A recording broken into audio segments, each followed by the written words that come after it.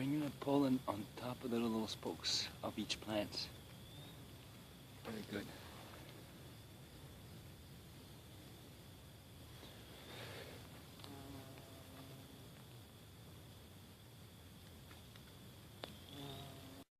Those who are curious,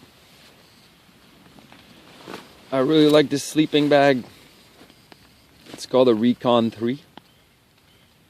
Gen 2, so the second generation has a zipper in the middle. 2 draw cords facing the hoodie right here. You close it, boom. There's Velcro.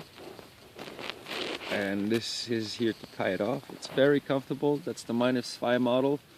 In the summertime it's perfect because some certain moments it's cooler. You need to get warmer, and in a hammock it's also important to stay warm because your bottom always gets colder. That's why there's a heavy duty nylon at the bottom right here. It's a heavy duty nylon. Same thing at the foot. I'll show you at the foot. It's very, very solid. You can put your boots in here. That's designed for military. See, that's the hardcore bottom. I like it. I'm gonna show you here how I close it.